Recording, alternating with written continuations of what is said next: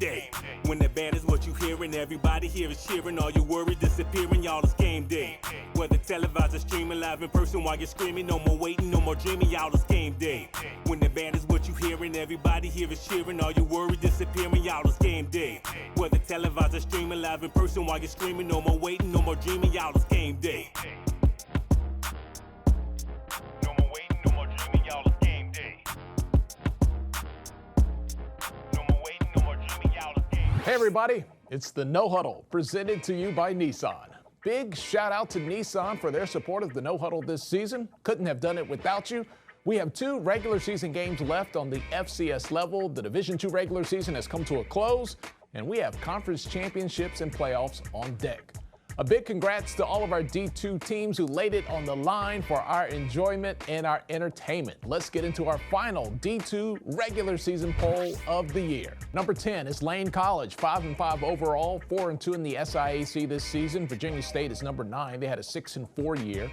Langston, the only NAIA school bad enough to show up in a D2 poll all season long. Langston 6-3 with 1 more regular season game to go. We got Bowie State in there, and not quite the year that they expected. Not a return trip to the CIAA championship, but still a solid year for the Bulldogs. Those guys finishing 6-4 overall up in Maryland this year, 5-3 in the CIAA.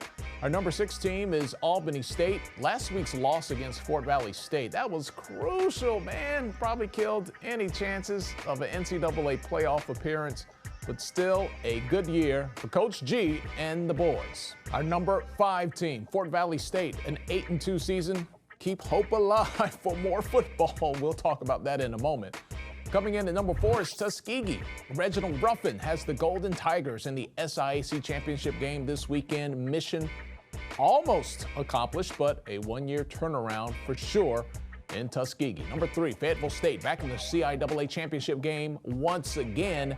They have plenty of Southern Division titles. Can they secure the conference title this weekend against Chowan?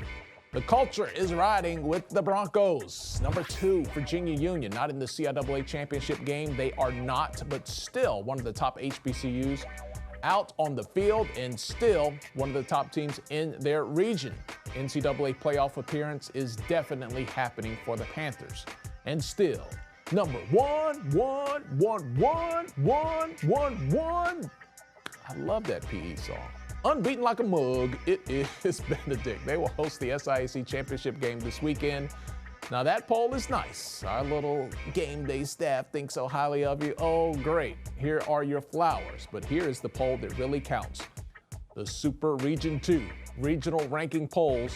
That's where the SIAC, the CIAA live. Here's how the poll stacks up going into championship weekend. No matter what happens this weekend, Benedict, you're in. You're pretty safe. We can assume that. You haven't been beaten all year long. A first-round bye should be the ticket if you win this weekend. Virginia Union will be idle this weekend. They should be safe at that number 4 slot. I don't see any scenario where the Panthers don't get into the championship round of play, the NCAA playoffs, right? But here's where it gets a little tricky. Let's take a look at the poll on 6 through 10. Only the top 7 teams are going to get in. Fort Valley State, you're at number 7. No more games left to be played. All HBCU fans, we've seen this leapfrog game and how that happens when the final poll comes out next week. Tuskegee at number 9. If they beat Benedict and Columbia on Saturday, they should do some leapfrogging themselves and probably get in. But hey, good luck, guys, over in the SIAC and the CIAA this weekend. If I was floating a wager, which I'm not, but if I was, I'd put my money on Benedict and Fayetteville State coming back with trophies on Saturday night. Those are my predictions. Let's go!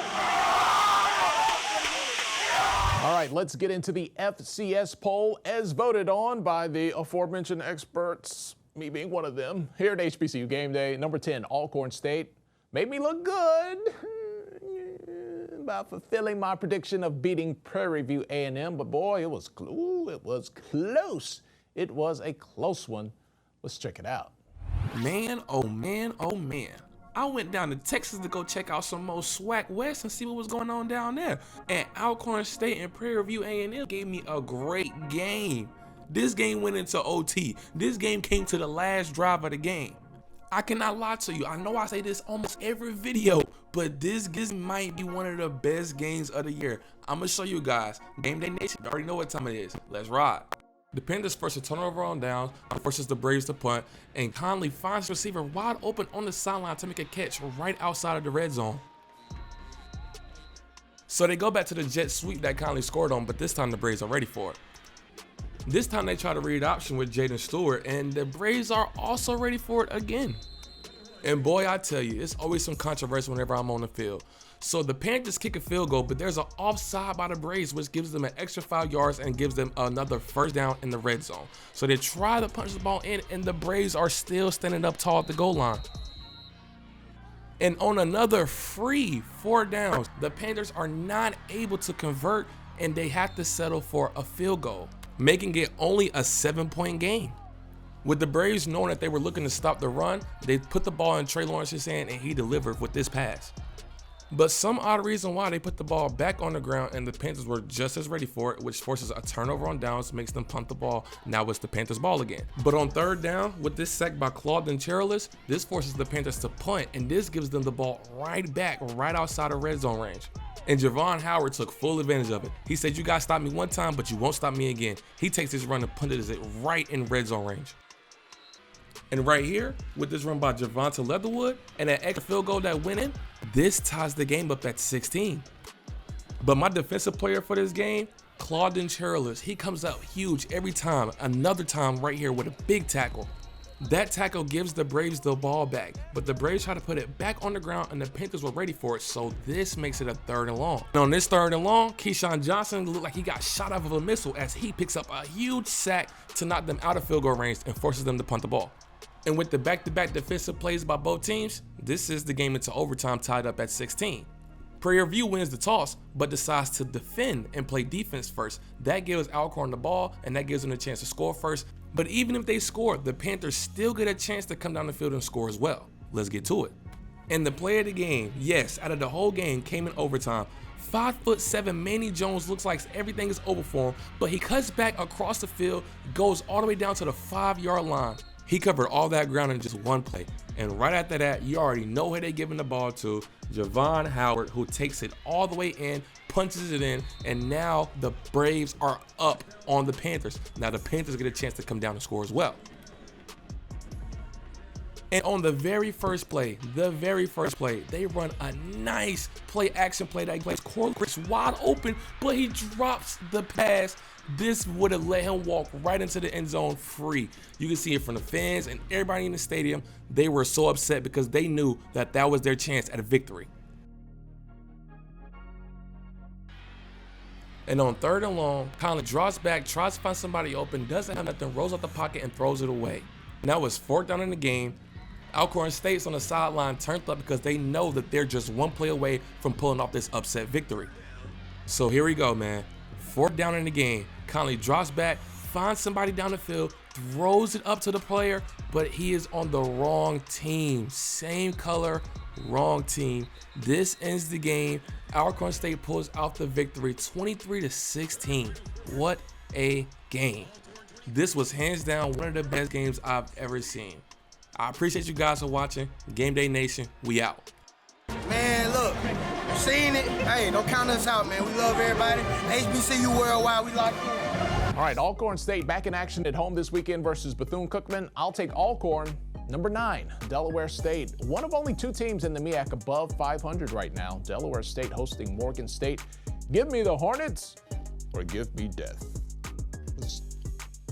Was that the right move? I don't know. History was a long time ago. At number 8, it's Southern University.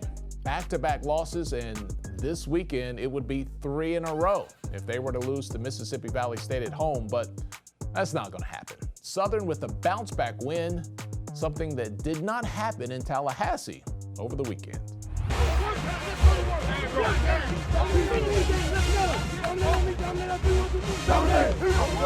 Number 7. There is no number 7. We have a 2-way tie for 6th place. We have Texas Southern. They had their 3-game win streak snapped against Jackson State last weekend. Ready to go big with the prediction? But first, let's dip back into Houston last weekend. The world might have been up on the World Series, but we were watching Jackson State and Texas Southern. Man, oh man, did it feel good to be down in Houston, Texas to see this matchup, man.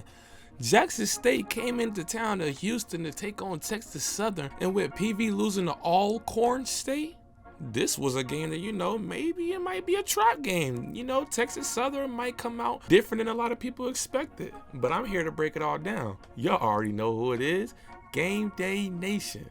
Let's ride. And let me tell you why this JSU team is so dominant. Whenever Shedeur is rolling and Savon Wilkerson is doing stuff like this, they are going to be very hard to defend and stop, man. First touchdown of the game, 7-0 JSU. But Andrew Body in that TSU offense was not looking to go out without a fight. He dumps off this pass to Tavares Acne for a first down. And right after the first down, a lot of the times TSU would go with the run as they handed off right here to Ladarius Owens. And if it ain't broke, don't fix it. TSU gives it to Owens again, and look at that hole that opens up, and he picks up another first down. And even with that first down, it was called back for holding. So now TSU is backed up in their own yards on third down. And now Andrew Body is rolling out, trying to find somebody open, but almost throws an interception. This forces a punt. And after the TSU punt, JSU takes no time to get down the field. They go with a flea flicker that frees up DJ Stevens. He gets a great block from Shane Hooks right there, and he runs it in for the second touchdown of the game. 14-0 for JSU. And JSU is looking real dominant and real unstoppable on offense. I wonder what TSU gonna do to counter it. Let's find out. And if you guys are questioning if Travis is that guy, well, let me show you. Look at his hips, look at his feet. He's stride for stride with his receiver. He is closed off on that side of the field. But on the other side, they get a bomb over the top. And TSU took no time to punch this thing in there. Ja'Cory Howard hits his defender with a nice spin move, breaks another tackle, and runs it into the end zone. Now it's a game, 14-7 JSU. And man, what else do I gotta prove to you guys, man? Just look at this. Savon Wilkerson goes under the defender. He just goes under all the defenders and runs it in for a 60-yard touchdown. That man is different. And with the score being 21-7, JSU is looking to hold this game out as they stuff the run right here on third down. But on fourth down, TSU lines up, goes hurry up, and they give it to Ja'Cory Howard, who finally picks up that first down for TSU. And even though TSU was getting under pressure all night, I feel like this is what they should have done more. A lot of play actions to pull those linebackers down and throw it over behind them. All right, now let me show you the game inside of the game. Body sees his receiver, flips his hips to get ready to make this throw, but Travis plants his foot and drives on the ball. This leaves Body to have to pull the ball down because if he throws that, that's a pick. That's the game inside the game. And on fourth and short, TSU decides to kick a field goal, and it's no good. I love the play calling here. Instead of just handing it off every time like Jackson State's been accustomed to, they go with a swing pass to Owens, who gets them a pretty good chunk of yards. Now TSU is right here at the goal line. All they got to do is punch it in, so they hand the ball off, and he gets a first down on third down, which is clutch. And finally, Ja'Cory Howard sticks his foot in the ground, makes two defenders miss on second down, and scores a touchdown for TSU. 14-21. And JSU goes right back to the bowling ball as he just trucks a whole defender. This guy is a pro. And man, one of my favorite players in HBCU football is this guy right here. Shane Hooks just clears his defender, man. This guy has serious NFL draft potential. And if you guys are looking for somebody under the radar, this guy is him. And with JSU bringing the ball all the way down the field, Shedeur said, man, I had enough throwing the ball around the air. Let me go get one for myself as he takes it in for a rushing touchdown. Now JSU goes back up by 14 and looking dominant. JSU gets the ball back, marches down the field, and you know who Shedeur is going to. His main read, his main option, Shane Hollywood Hooks for a touchdown. Now the score is 34-14. Shedeur gets the ball, drives back, still looking to put up some more stats as he drops it off to his tight end, DJ Stevens, who picks up a first down. Then two just drops back, finds his receiver, Shane Hooks again, who just hits a nice little cut move, and he's looking to take this to the house. He gets tripped up by a defender while he's on his way to the crib. But Shedeur said, man, you've been working all game for me. I'm going to give you another try. Throws it up in the back of the end zone. Shane goes up and gets it, scores another touchdown. And by this time, the game's pretty much over. It's 41-14. They hand it off again to Savon Wilkerson, who's trying to get another touchdown. You can see it on his face. He wanted that one bad. And honestly, like I said, I feel like this is the scheme that TSU should have came with. They should have gave the ball to Body a little bit more and let him work out. But that ends the game, final score being 41-14, with JSU taking over with a dominating victory. So, the Tigers will have a tussle this weekend against Grambling. I think Graham Fam has found its footing. I predict a win for Coach Hugh Jackson and the G-Men. All right, our other number 16, Prairie View A&M. You've already seen what happened to the Panthers last weekend. Call your mama, call your pa, about to take you down to Arkansas all night long. Prairie View A&M on the road. Panthers will go big game hunting and come back with the win. Hey, Alabama State, we have not forgotten about you guys. A lot of people might not have paid very, very close attention, but at 6-3, this is a solid SWAC squad and could be the second best team in the division behind Jackson State. Now, they will host FAMU this weekend. Musa against Davis, two solid defenses trying to keep each other off the scoreboard. This is a pick'em game all the way I see it. I'm going to roll the dice on Alabama State. All right, number 4, North Carolina A&T. The Aggies have been all about that Aggie pride. Let's ride with the Aggies as they take it to Charleston Southern this weekend. FAMU at number 3.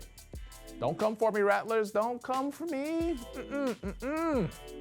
Now, I picked Alabama State for the dub. It's a coin flip game, all right? So just, the coin didn't fall your way.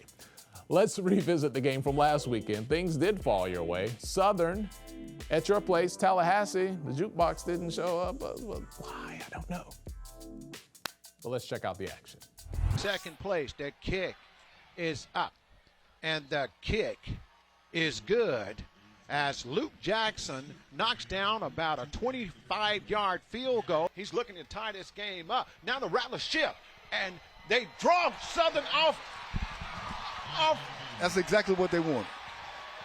They got Southern to bite as they drew them offside. Rattlers are going to get 5 yards on this play. And a first down. And a first down. The Rattlers are driving. 2nd and goal. And this time the pass is deep in the middle. Got him. And it's complete for a Rattler touchdown. Big time throw from Jeremy Musa.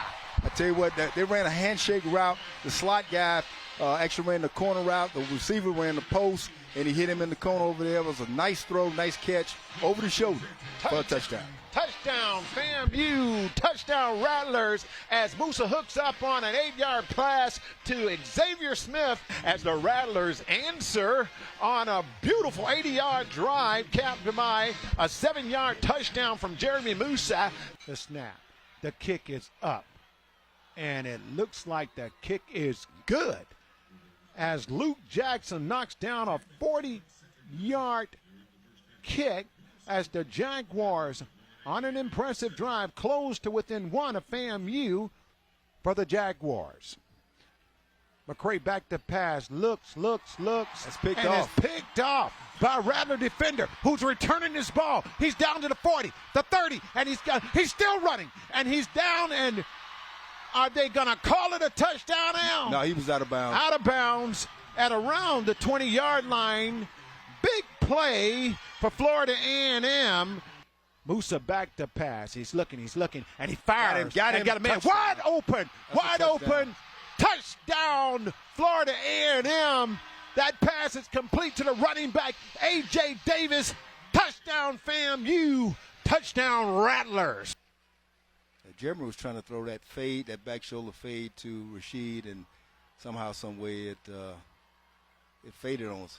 Kick is up. That's good.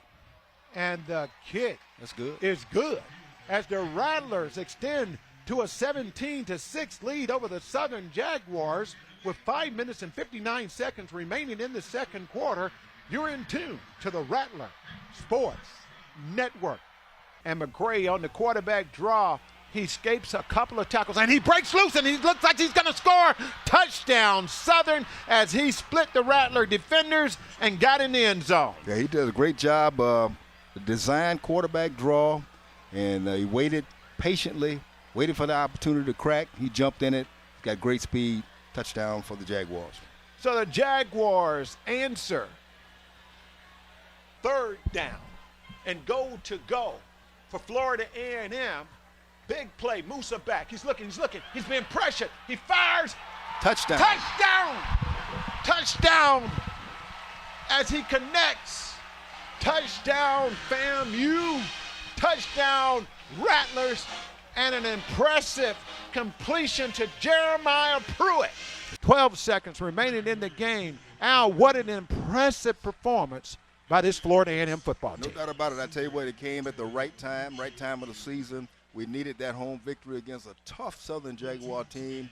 And I tell you what, in all three phases of the game, I mean, you got to get a high grade, man. Offense, defense, special teams.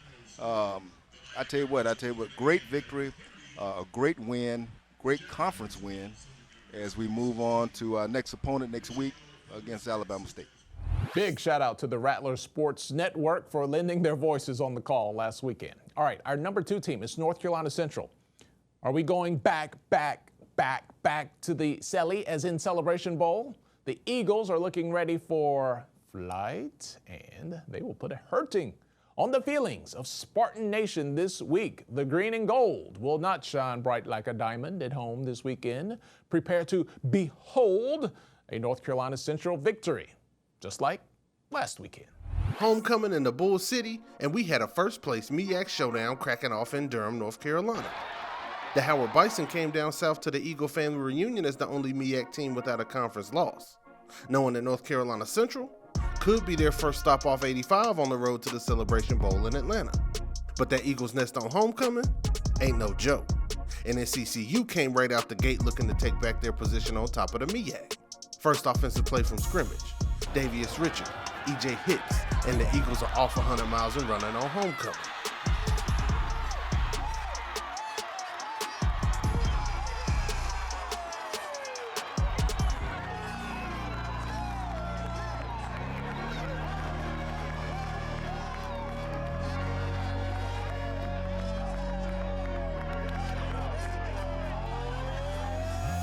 The Bison bounce back with a balanced attack that takes them to the red zone.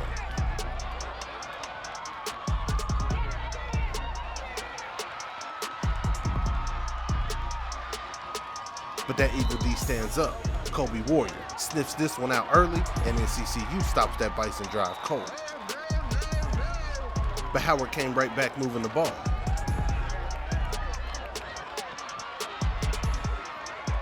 Here, Quentin Williams takes a shot in the end zone, but that NCCU secondary locks it up.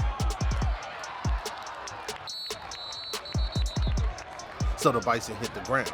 Casey Hawthorne punches it in from 3 yards out, and it's a 15-7 NCCU lead.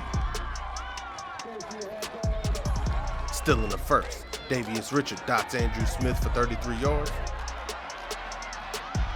before Big stepping in for a 3-yard touchdown to give the Eagles a 22-7 lead going into halftime. And we had nothing but fireworks in the third. Davius Richard, that boy got wheels, 66 yards down to the 10-yard line.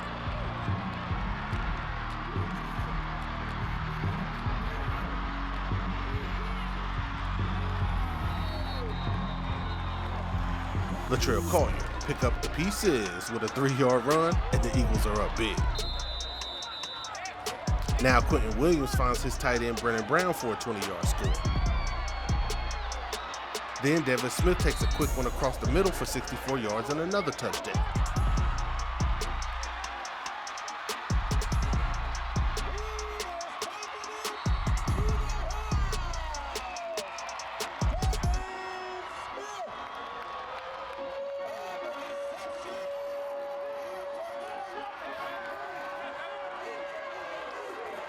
And if you blinked in the third quarter, you probably missed some action.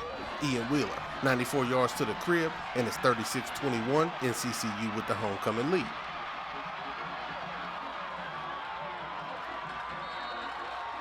Now it was time for the Eagles to put their foot down. Davius Richard, 281 and 3 scores through the air, and another 104 and 2 touchdowns on the ground.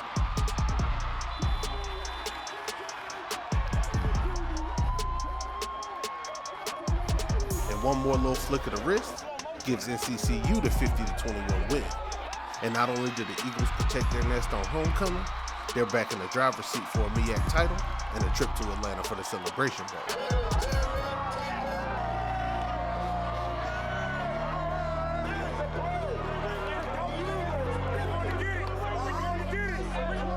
Our number one team, Jackson State, Jackson Great is what they love to say. Unbeaten, just kicking butt, taking names every single weekend. This weekend, Mobile, Alabama, it will be Alabama A&M, a neutral site. I don't think the outcome is going to be as bad as it was last year for the Bulldogs, but I still don't see an A&M win.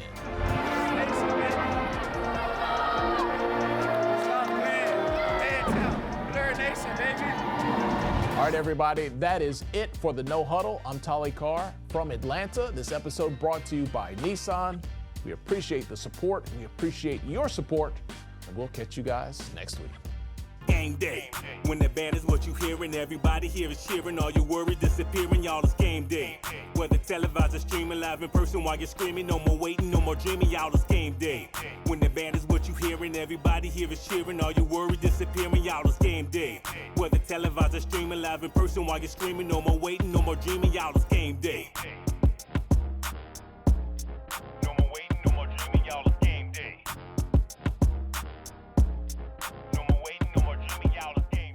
To call your HBCU football game a classic, it's a few things you absolutely must have.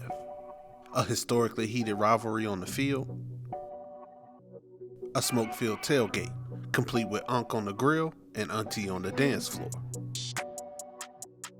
You gotta have both bands, laying down that musical tapestry that makes HBCU football deeper than just a game. But above all else, it's gotta have that love. Black love, black experience, the marching bands. Hey, it's all good. And the 81st Magic City Classic in Birmingham, Alabama, was the textbook definition of an HBCU classic. Magic City, baby. Magic City, Birmingham, Alabama, baby. Y'all better come and join us sometime. What's happening, baby? What's happening? Magic City Classic checking in, man. Alabama Pelham alumni chapter, Kappa Alpha Psi Incorporated. Come on down here to the Classic where you know it's great, baby, in Birmingham, man. Show them what we got going on the grill. D right. We got ribs on, we got dogs and flats. We got the chicken going over here. That's how we do it. Birmingham, baby. We on game day. All the way, baby. I don't know what you're saying, but I'm saying. And it didn't take long to notice that this was a rivalry with deep family ties. I'm the old dogs, not the young dogs. And the energy is a great energy. I mean, it's all in good fun and good family fun because, you know, most people from the state either go to Alabama State or A&M as families. So, you know, everybody know everybody. It's just like cousins and sisters and brothers, you know, against each other. So it's always good energy and good fun in anything that we do, not just football, but anything between the two. What's up, HBCU game day, all the way from Twinsburg, Ohio. And our son is here representing Alabama A&M. Number 62, CJ Harvey. True freshman from Ohio. And so what was it like? How did he get from Ohio to A&M? Well, you know, they were state champions in Ohio, Division I state champions at St. Edward's High School. And he's been playing since he was 7 and got recruited, and he loved it. Had a lot of different opportunities, and he chose the HBCU route. His mom is from Central State. My oldest daughter went to Hampton and graduated. I have a daughter at Tennessee State right now, so it was fitting. But once I got on the field, I had crossed that thin line between love and hate. And I got a first-hand look at the gridiron animosity between Alabama State and Alabama A&M. We got A&M on 3. 1, 2, 3. A&M. Let's get it. And we had a heavy hitter right from kickoff, with both squads slugging it out for an advantage early on. Alabama State quarterback Demetrius Davis taking the good with the bad en route to a first quarter Bama State field goal.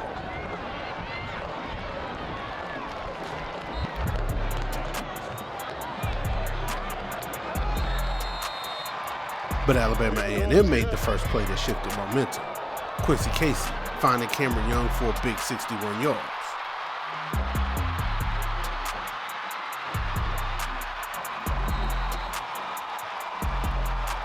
That one leads to 6 points, with Quincy Casey hitting Isaiah Cox from 2 yards out, and it's 7-3, Alabama A&M.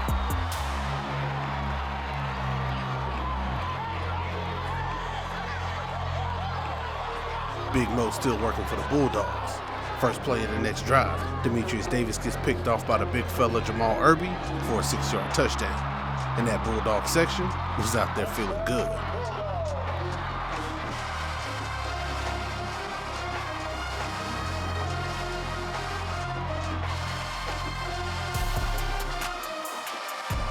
Now they got the Hornets with their backs to their own end zone.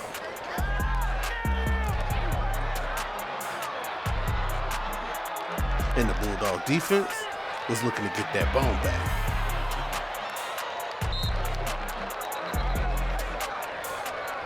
Let's get that ball! Let's get that ball, boys!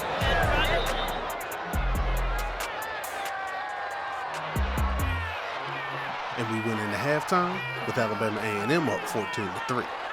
Now the Alabama State Marching Hornets and the Alabama A&M Maroon and White Band showed why they say HBCU football games don't even really get started till halftime.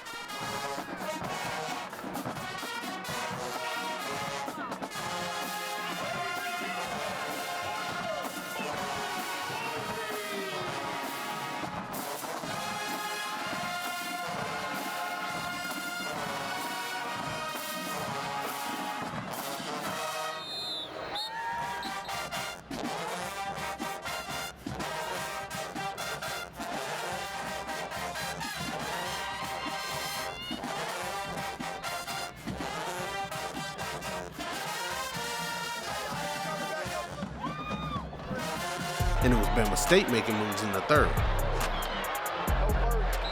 Demetrius Davis finding Keyshawn Johnson in the corner of the end zone, and the Bulldog lead is cut down to 14-10.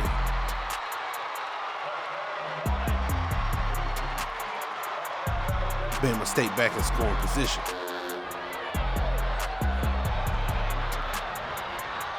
My man right here had faith in that Bulldog defense though.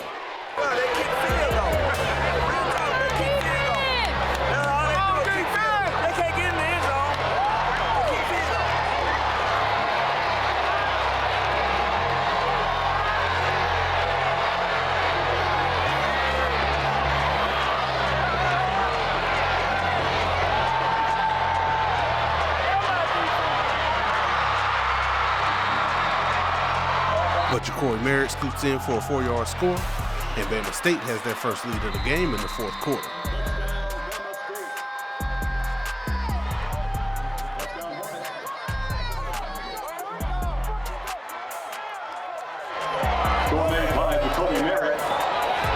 And that's why we call them classic, because that Bama State sideline was locked in for a close fourth quarter battle.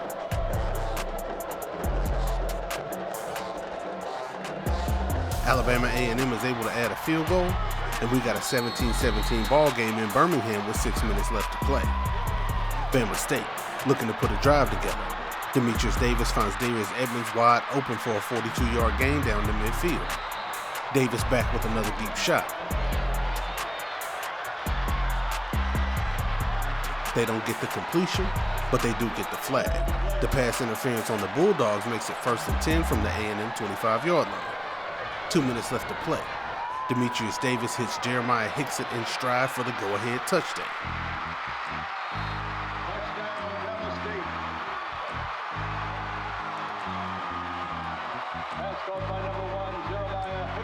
But the Bulldogs still got time to pull it off, and they get an 18-yard gain from Terrell Gardner.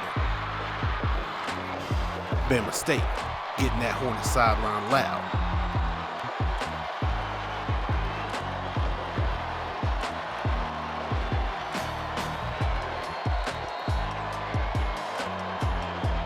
But A&M still manages to get a 17-yard play to Micah White, and the ball spiked with 8 seconds left to play.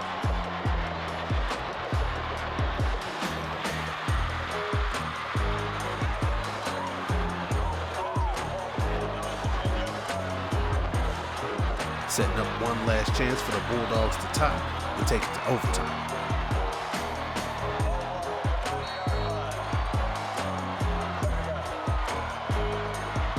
Quincy Casey, he gets the completion, but they can't cross pay day. And Alabama State wins the 81st Magic City Classic in dramatic fashion.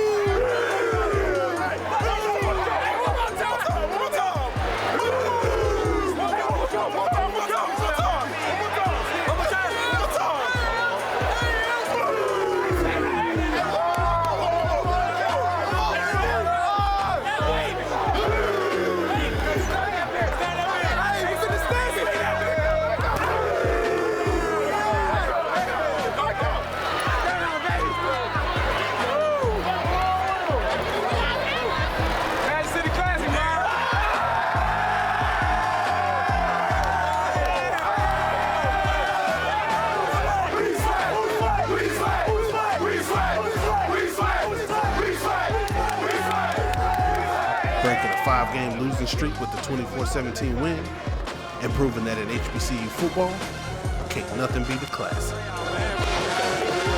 First one, best one. Any more to come? Got 4. From what he said today, we got 4 more. We got 4 more.